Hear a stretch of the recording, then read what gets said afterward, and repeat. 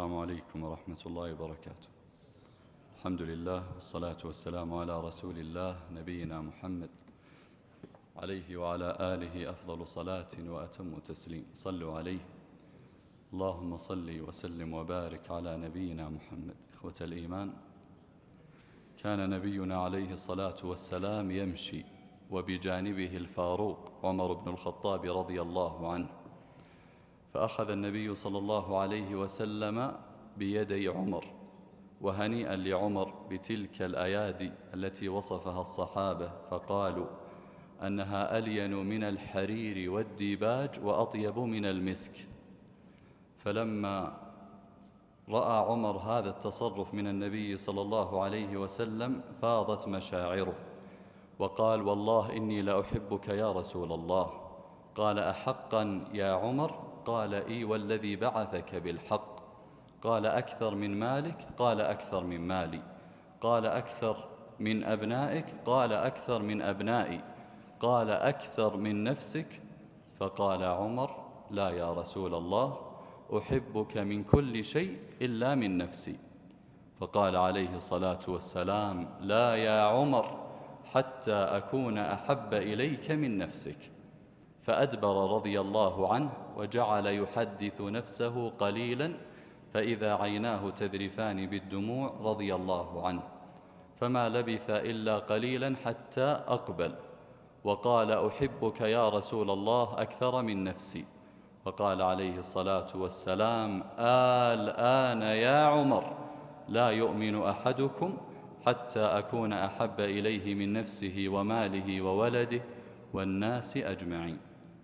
أحباب الكرام، محبة النبي صلى الله عليه وسلم لا تنال بالادعاءات. ولو سألت كل واحد منكم هل تحبون النبي عليه الصلاة والسلام لأجبتم بلا تردد نعم، ولكن نريد المحبة الحقيقية التي تورث العمل.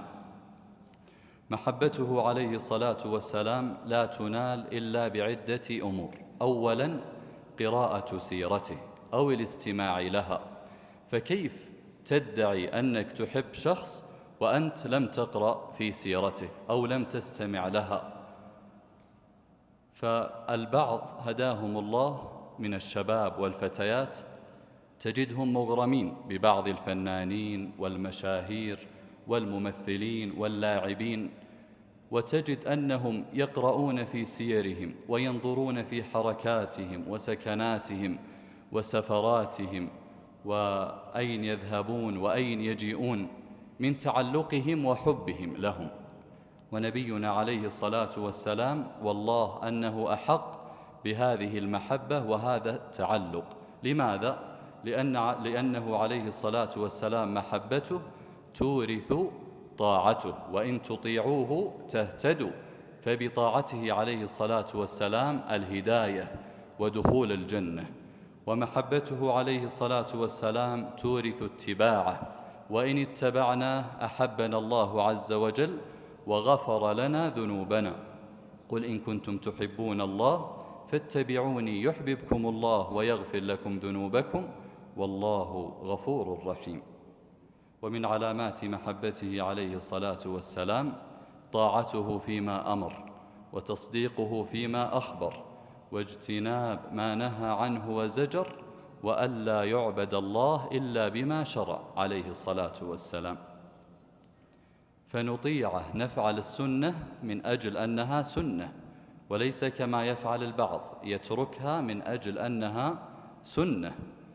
ننتهي عما نهانا عنه عليه الصلاة والسلام. نهى عن سوء الخلق، نهى عن الكذب، نهى عن النميمة، نهى عن الغيبة، نهى عن عقوق الوالدين، نهى عن قطيعة الأرحام، نهى عن هجران الأصحاب فوق 3 وما إلى ذلك من المنهيات.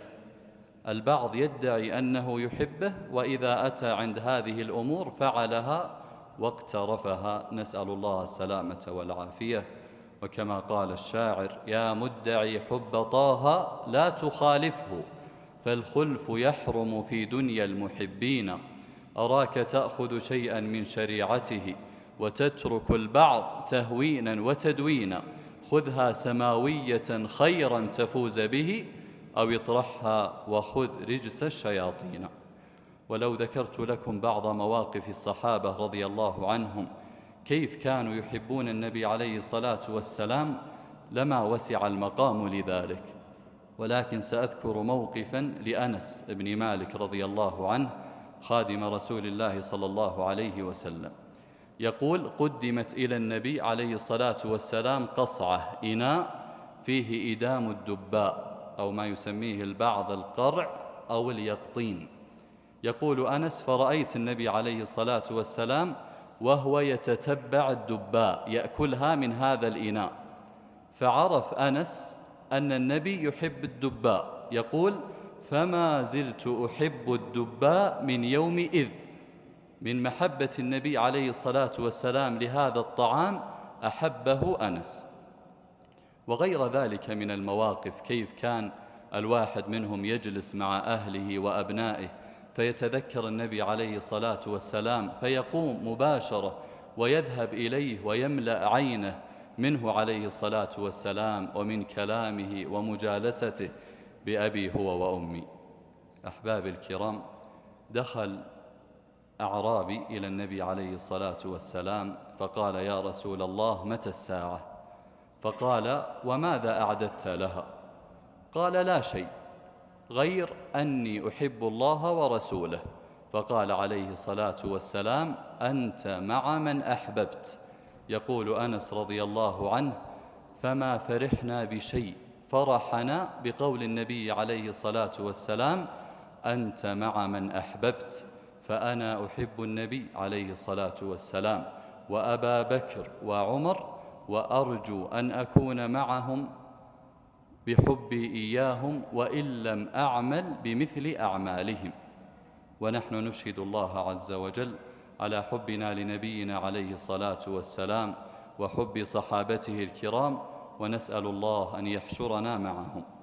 ومن علامات محبته عليه الصلاة والسلام، وبها أختم، الإكثار من الصلاة والسلام عليه، وخاصة هذه الليلة، ليلة الجمعة، وغدا يوم الجمعة. فعنه عليه الصلاة والسلام قال: أكثروا من الصلاة علي ليلة الجمعة ويوم الجمعة، فإن صلاتكم معروضة علي. وقال ابن القيم رحمه الله: الصلاة على النبي صلى الله عليه وسلم سبب لمحبته، سبب لكثرة محبته ومضاعفتها وزيادتها. نعم، لأن الإنسان إذا أكثر من ذكر المحبوب استولى على قلبه وأصبح يراه أينما يتجه. نسأل الله عز وجل أن يرزقنا حب نبينا عليه الصلاة والسلام، وأن يحشرنا في زمرته، وأن يجعلنا من المقتفين لأثره وسنته. هذا والله أعلم، وصلى الله على محمد وآله، والحمد لله رب العالمين. جمعية الدعوة والإرشاد وتوعية الجاليات بأبها، بالدعوة نحيا.